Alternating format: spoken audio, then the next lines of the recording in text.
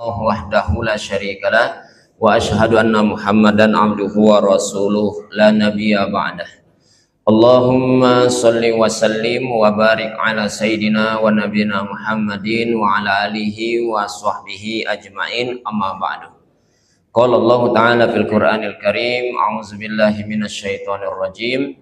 Subhanaka la ilma lana illa ma 'allamtana innaka antal alimul hakim. Rabbi shrah li sadri wa yassir li amri wahlul 'uqdatam min lisani yafqahu qawli. Allahumma inna nas'aluka ilman nafi'an wa rizqan thayyiban wa amalan mutaqabbalah. Bapak-bapak, ibu-ibu, jamaah subuh rahimani wa rahimakumullah. Alhamdulillah, kita bersyukur kepada Allah Subhanahu wa taala.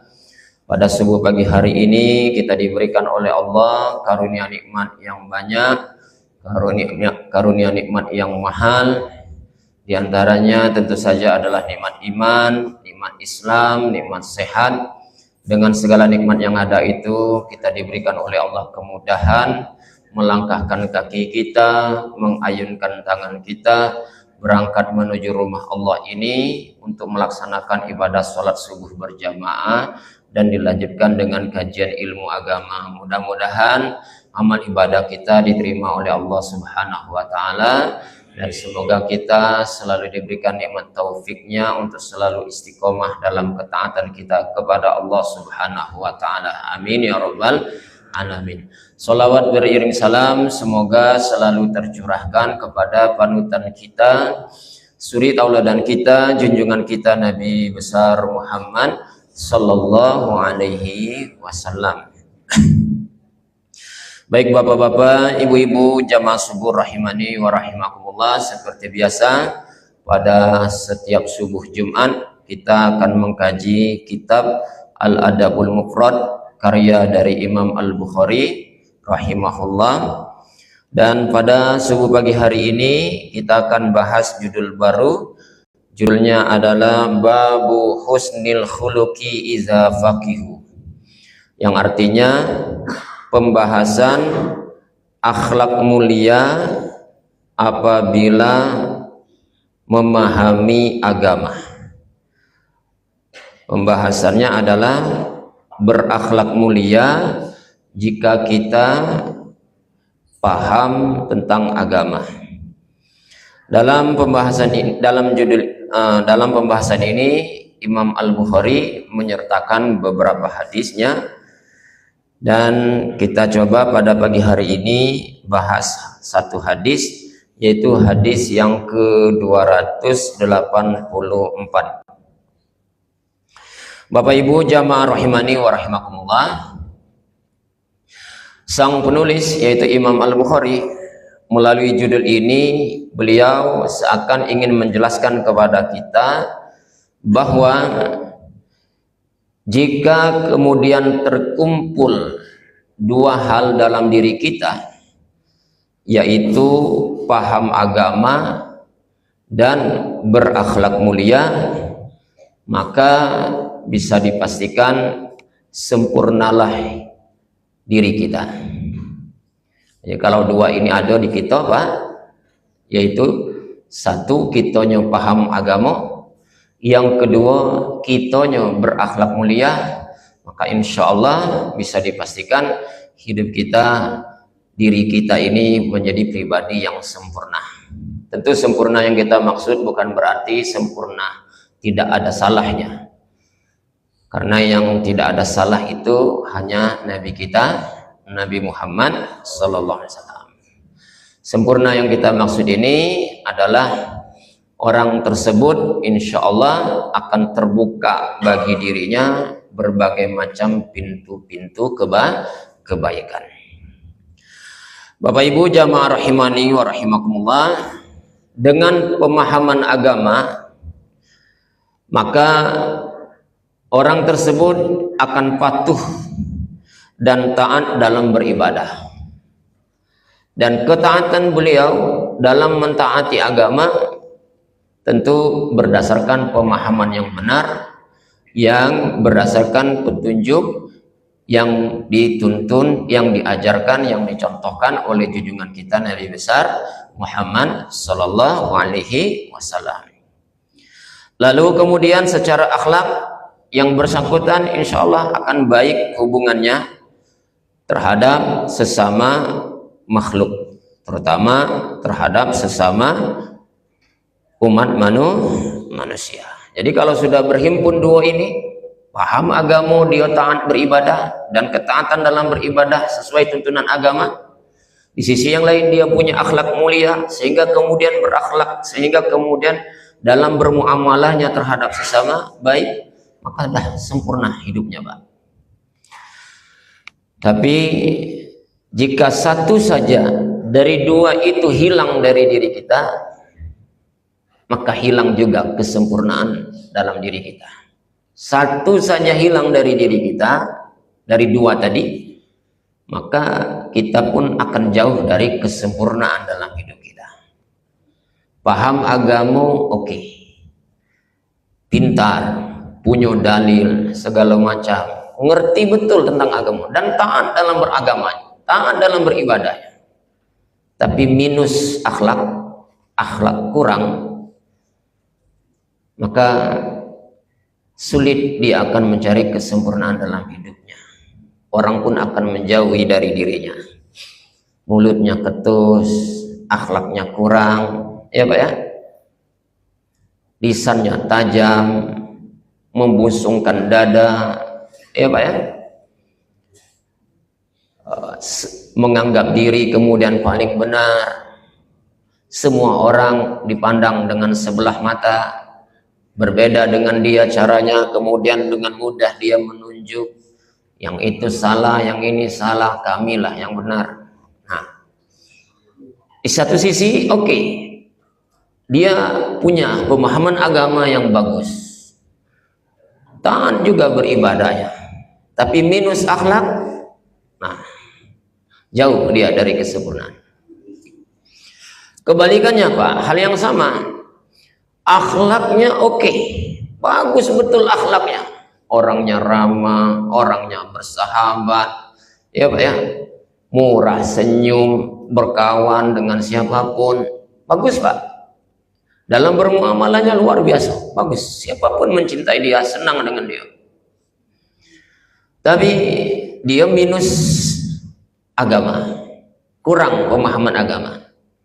Maka yang terjadi apa Pak? Salah kemudian dia menempati akhlaknya bukan pada tempatnya. Akhlak bagus tapi agama kurang. Yang terjadi kadang-kadang apa Pak? Salah cara berinteraksi, cara bermuamalahnya. Misal apa Pak? Akhlak mulia tapi kurang agama. Pas masuk Natalan misalnya, Natal, orang agama di luar agama kita, akhlak bagus, berkawan dengan siapapun Pak, ramah betul. Tapi kalau kurang agama yang dia pahami, ikut juga Natalan Pak. Nah, itu dampak kalau kita punya akhlak mulia tapi minus pemahaman agama, ya Pak ya. Agamanya kurang, maka kadang-kadang salah cara menempati akhlaknya. Maka yang benar apa? Ya ikuti Nabi. Nabi dua-duanya ada, berakhlak mulia iya, kemudian paham agama iya. Maka dua-dua ini harus kita miliki. Nah, poin penting dari judul yang kita bahas ini yaitu digarisbawahi bahwa berakhlak mulia itu iza faqihu, kata si judul ini, si Imam Bukhari. Husnul khuluqi iza faqih, berakhlak mulia. Nah, garis bawahnya apa? Jika paham agama. Penekanannya di pemahaman kita tentang agama. Kenapa demikian? Karena agamalah yang akan menuntun kita bisa berakhlak sesuai yang diridhoi oleh Allah Subhanahu wa ta'ala. Dan itulah misi besar dari junjungan kita Nabi Muhammad SAW. Dalam hadisnya beliau bersabda, innama bu'istu liutammima makarimal akhlak. Aku diutus, kata Nabi, ke bumi ini tidak lain adalah untuk menyempurnakan akhlak yang mulia. Baik Bapak Ibu, sampai di poin ini insya Allah kita paham tentang apa yang dimaksud oleh sang penulis berkenaan dengan judul kita, yaitu berakhlak mulia jika kita paham agama. Jadi poinnya, kita baru disebut punya akhlak mulia kalau akhlak kita itu basicnya adalah agama. Baik, apa dalil yang coba disertakan oleh sang penulis dalam pembahasan ini? Kita akan bacakan hadisnya, hadis yang ke-284. Beliau, sang penulis, menyertakan hadisnya, sanadnya tersambung kepada seorang sahabat Nabi, namanya Abu Hurairah radhiyallahu anhu. Qala an Abi Hurairah radhiyallahu anhu, dari sahabat Nabi yang bernama Abu Hurairah radhiyallahu anhu. Qala Rasulullah sallallahu alaihi wasallam. Kata beliau, Rasulullah sallallahu alaihi wasallam dalam satu kesempatan pernah bersabda. Apa bunyi hadis yang disabdakan oleh Nabi? Nah, ini Pak. Innar rajula la yudriku bihusni khuluqihi darajatal qaimi bil lail. Sesungguhnya seseorang itu dengan kebaikan akhlak yang dimilikinya niscaya akan mendapatkan derajat yang sama seperti orang yang terbiasa menghidupkan malam. Saya ulangi lagi Pak, bunyi hadisnya, kata Nabi, orang yang dengan akhlak mulianya, dengan akhlak mulia yang dimilikinya, dia akan mendapatkan derajat yang tinggi, di mana derajat itu sama persis derajat yang dimiliki oleh mereka yang terbiasa menghidupkan malam. Menghidupkan malam itu maksudnya apa Pak? Yo, malamnya berkualitas, diisi dengan ibadah. Di saat yang lainnya tertidur, dia menyisakan waktu tidurnya, menyiapkan waktu tidurnya digunakan untuk ibadah. Nah, Bapak Ibu jamaah rahimani wa rahimakumullah. Jadi itu bunyi hadisnya. Nah, kita akan coba menjelaskan kandungan hadis tadi, Pak. Bapak-bapak, ibu-ibu jamaah rahimani wa rahimakumullah. Seringkali antara kita satu dengan yang lain, antara saya dengan Bapak, antara kita bapak-bapak dengan ibu-ibu, ya antara kita semua seringkali punya perbedaan dalam mengamalkan amalan-amalan yang bersifat sunnah. Jadi antara aku dengan bapak dengan ibu, kita semua dalam sisi ketaatan kita melakukan amalan-amalan yang bersifat sunnah, kita punya perbedaan Pak, tidak sama. Tapi kalau urusan ibadah wajib, insya Allah kita relatif sama Pak. Ibadah yang wajib apa itu? Sholat subuh, sholat zuhur, sholat asar, sholat maghrib, sholat isya, insya Allah kita sama. Sholat galau kita Pak, ya. Puasa yang wajib apa itu? Ramadan, insya Allah juga sama, seluruh kita menjalankan ibadah puasa Ramadan. Untuk yang wajib-wajib rasanya relatif sama. Tapi kalau sudah menyangkut ibadah yang bersifat sunnah, rasa-rasanya kita berbeda. Ada orang yang oleh Allah diberi keunggulan di ibadah tertentu, tapi lemah di ibadah yang lain. Yang sunnah Pak ya, kita bicara yang sunnah. Sebaliknya, ada orang yang ibadah ini dia unggul, tapi lemah dalam ibadah yang lainnya. Nah, dalam hadis ini, Bapak Ibu, Nabi coba membandingkan dua hal yang berbeda. Ada wong ibadah malamnya oke, bagus. Tapi ada orang ibadah malamnya boleh jadi tidak, tapi poinnya dia apa? Unggul di bidang akhlak. Kita bicara hadis ini ya Pak ya. Jadi Nabi mencoba membandingkan dua hal. Satu, ada orang yang unggul di bidang amalannya berupa amalan di malam hari, tapi ada orang yang unggul dalam akhlaknya. Nah, kita dari dua ini masuk di yang mana Pak? Hah? Unggul yang mana kita Pak? Baik ibu-ibu, bapak-bapak, jamaah rahimani wa rahimakumullah. Ketika berbicara tentang ibadah malam yang dimaksud adalah menghidupkan malamnya, sebagian waktu malam harinya digunakan untuk beribadah kepada Allah. Nah, ada uang Pak, oleh Allah ditakdirkan ringan betul Pak. Hampir setiap malamnya ada sebagian waktu dipakai untuk ibadah. Terutama di sepertiga malam terakhir. Hampir tidak pernah absen. Ada Pak. Mungkin di antara bapak-bapak, ibu-ibu banyak di poin ini Pak. Ya, ringan betul. Asallah jam 3 sudah terbangun tuh lah Pak. Nah, terbangunnya bapak-bapak, ibu-ibu ada uang itu bukan sekedar bangun nak ke WC. Kalau aku bangunnya bangun ke WC Pak. Nah, ada uang memang ke WC, buang hajat iya, tapi setelah buang WC dilanjutkan dengan taat ibadah kepada Allah. Dia ambil air wudhunya, kemudian dia ganti pakaiannya, pakai wangi-wangiannya, mungkin mandi dulu terlebih dahulu Pak ya. Kemudian dia bentang sejadah menghadap Allah, dirikanlah sholat di malam itu. Tahajudnya ya Pak ya, masih ada waktu tambah lagi sholat hajatnya, masih ada waktu tambah lagi digunakan sholat taubatnya, masih ada waktu ditutup dengan sholat sunnah witir.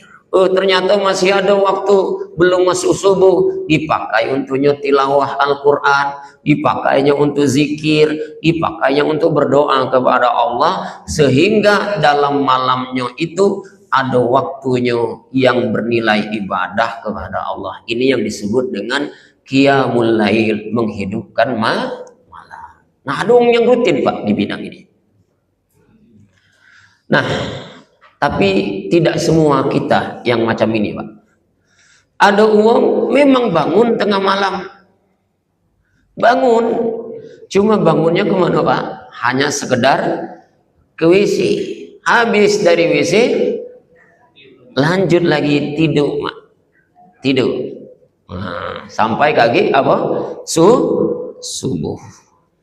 Nah, bapak-bapak, ibu-ibu, jamaah rahimani wa rahimakumullah, kita akui mungkin tidak semua kita di poin ini unggul, dan bagi bapak ibu yang terbiasa bangun malamnya untuk ibadah kepada Allah, maka kita katakan lanjutkan Pak, dan besar sekali pahalanya, besar sekali pahalanya. Rasulullah SAW dalam hadisnya beliau bersabda, Abdulus sholati ba'dal faridah salatul lail. Salat yang paling unggul setelah salat wajib adalah salat yang didirikan di malam hari. Masuklah di situ salat tahajud, salat witir. Salat yang paling unggul kata Nabi setelah salat wajib adalah salat di malam hari, salat yang didirikan di malam hari. Jadi tahajud itu masuk situ Pak. Walaupun nanti di kalangan ulama ada yang berbeda pendapat, mana yang paling unggul salat sunnah, apakah salat tahajud atau salat rawatib. Nah, ini memang berbeda pendapat Pak. Ada ulama mengatakan yang paling unggul adalah salat tahajud, tapi ada ulama yang menyebutnya yang unggul tetap salat rawatib. Alasannya apa? Yang mengidolakan salat tahajudnya, alasannya karena Nabi sepanjang hidupnya tidak pernah meninggalkan salat malam, terutama salat witir, baik ketika beliau mukim maupun dalam keadaan safar. Nabi tidak pernah tinggal salat malamnya, terutama salat witir. Tapi bagi mereka ulama yang mengunggulkan sholat rawatib adalah apa? Karena sholat rawatib berfungsi mendampingi sholat wajib. Nah, karena kedudukannya berfungsi mendampingi sholat wajib, maka sholat rawatib kata ulama lebih unggul daripada sholat tahajud.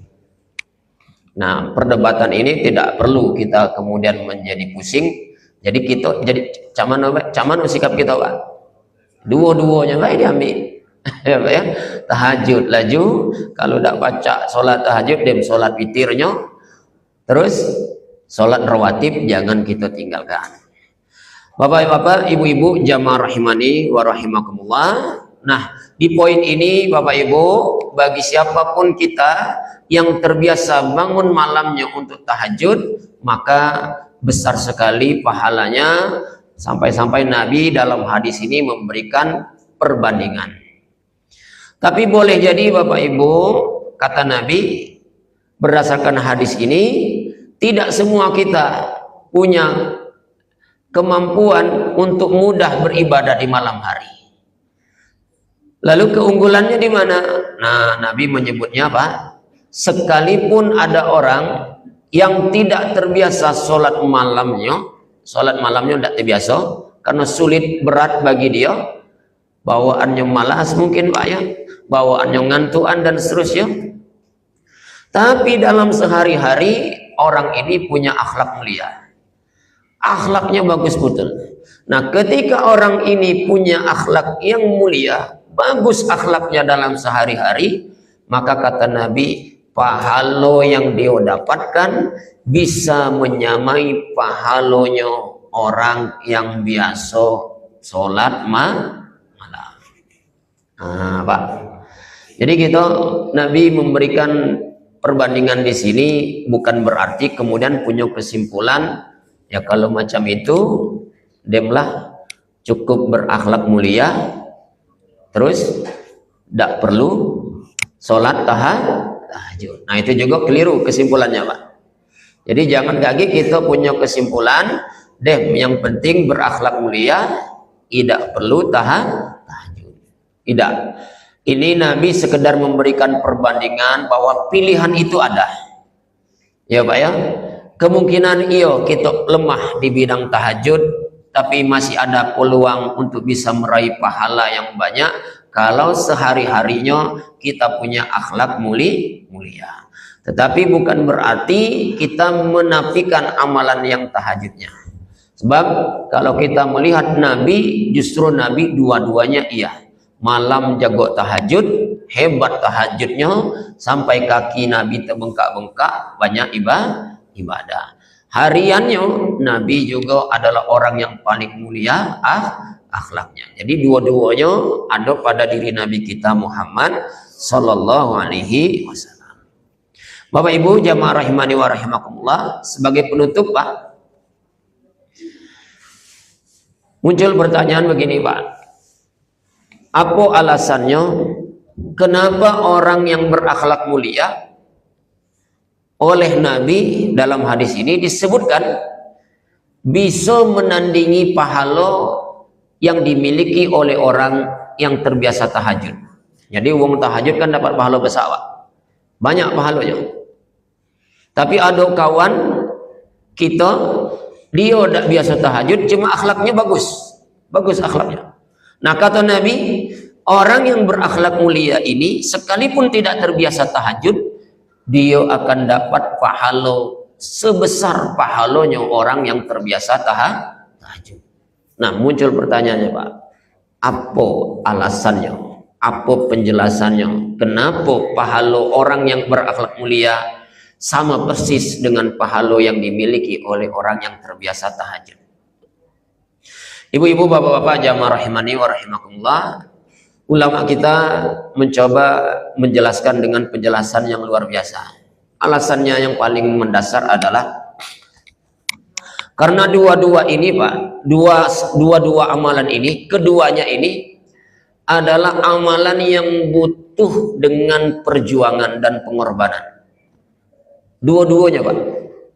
Baik tahajud maupun berakhlak mulia, dua-dua amalan ini adalah amalan yang sangat butuh dengan perjuangan yang cukup berat dan besar. Tahajud misalnya, apa perjuangan tahajud, Pak? Bisa tahajud apa perjuangannya, Pak? Melawan malas. Wih, berat, Pak. Melawan apa? Ngantuk. Apa lagi? Melawan rasa dingin. Udaranya lah dingin, nyentuh banyu pula, Pak, untuk uduk. Waduh, berat tuh, Pak. Melawan kantuk, melawan malas, melawan rasa dingin, sikok lagi melawan apa, Pak? Melawan rasa takut. Ampu mati, hujan pulau, di rumah dewean. Nah, kalau tidak bisa melawan rasa kantuk itu, melawan rasa malas, melawan rasa takut, melawan rasa dingin, tidak bakal bangun, Pak, anak tahajud. Kadang-kadang kencing bayi ditahan-tahan nunggu subuh, Pak. Kalau tidak berani nak kuisi. Ketika kita mampu itu, Pak, rutin bertahajud, maka kita telah melewati perjuangan yang cukup berat, melawan rasa kantuk, melawan rasa malas, melawan rasa dingin, melawan rasa takut, dan seterusnya. Luar biasa perjuangan orang yang terbiasa sholat tahajud. Maka wajar orang yang sholat tahajudnya itu yang berat perjuangan itu bisa dapat pahala yang besar. Nah, hal yang sama ibu, bapak, dengan orang yang berakhlak mulia. Ternyata orang yang berakhlak mulia tidak kalah berat perjuangannya seperti beratnya perjuangan orang tahajud, Pak. Sekali lagi, Pak, orang yang bisa berakhlak mulia tidak kalah berat perjuangannya seperti beratnya perjuangan orang yang bisa tahajud. Akhlak mulia itu contohnya apa, Pak? Rajin berinfak misalnya, dermawan. Waduh, luar biasa tuh, Pak. Orang yang sudah bisa levelnya menjadi orang yang dermawan, dikasih oleh Allah harta, kemudian hartanya diberikan, diinfakkan di jalan Allah, nah itu pertanda konkret bahwa dia termasuk orang yang berakhlak mulia. Untuk menjadi orang yang mau mengeluarkan hartanya tidak mudah, Pak, butuh perjuangan. Nih, gitu balik dari sini, Pak, siap-siap nak ke kantor, siap-siap nak kerja, nak ke sawah, pergi jam 7, balik jam 4, luar biasa 8 jam gitu keluar rumah untuk kerja. Ila dapat duit uji agama apa, Pak? Sedekahin apa yang ada pada diri kamu sebagian dari harta. Capek-capek kerja, duit-duit gitu nian disuruh ngeluarin, berat tak, Pak? Nah, berat, Pak.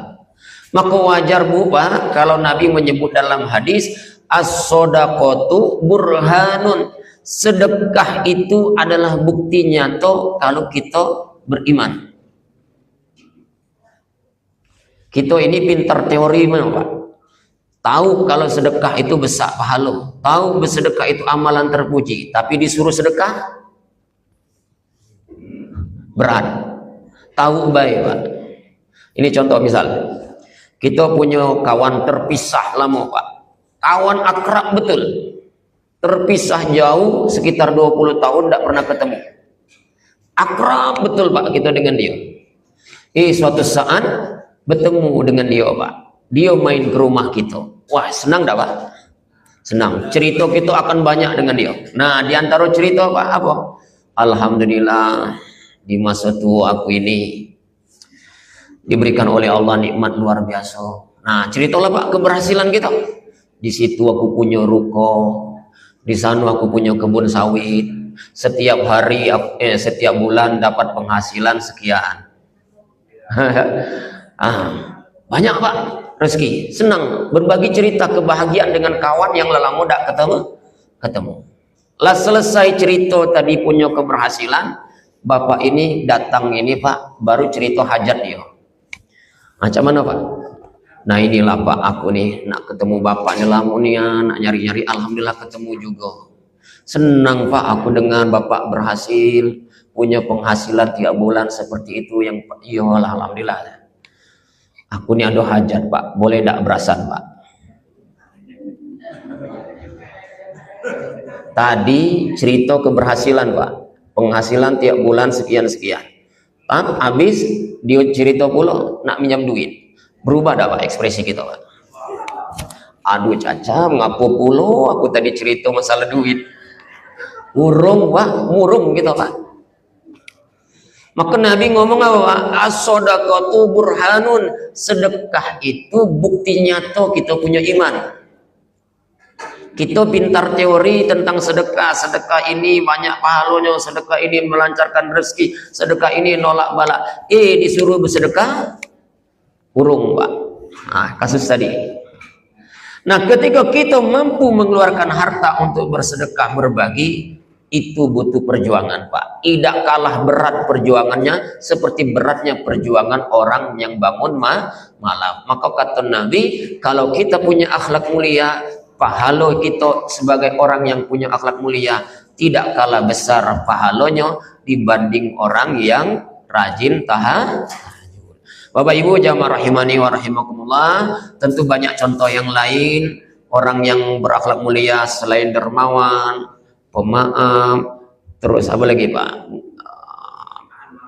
Nahan amarah, apa lagi? Masih banyak yang lain, bersahabat, murah senyum dan lain sebagainya.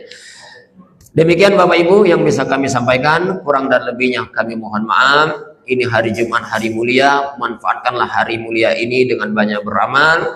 Yang belum baca surat Al-Kahfi, manfaatkanlah hari ini untuk baca surat Al-Kahfi. Yang sudah, lanjutkan dengan beramal yang lainnya, baca sholawat banyak-banyak di hari Jumat ini. Mudah-mudahan hari Jumat ini menjadi hari yang banyak kita mendulang pahala di sisi Allah Subhanahu wa taala. Ini saja Bapak Ibu yang bisa kami sampaikan. Kurang dan lebihnya kami mohon maaf. Kami akhiri, mari kita baca doa kafaratul majlis. Subhanakallah wa bihamdika asyhadu an la ilaha illa anta astaghfiruka wa atubu ilaik. Terima kasih. Wassalamualaikum warahmatullahi wabarakatuh. Waalaikumsalam.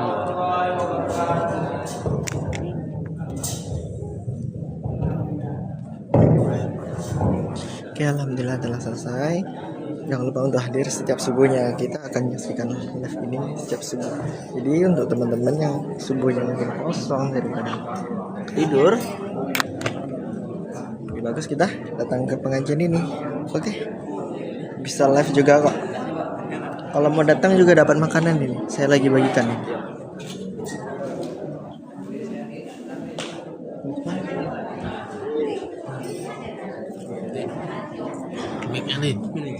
Yo, masuk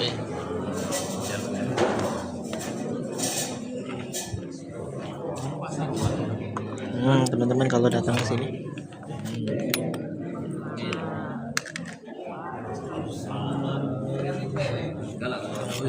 Wah, luar biasa. Oke, tenang. Oh enggak ya? Pak Haji nak nambah dah? Yang kawan Pak Haji. Kamu beda Pak Haji. Kau yang ambil Pak Haji sini. Apa tadi? Kurang. Bawa sih kau cuma.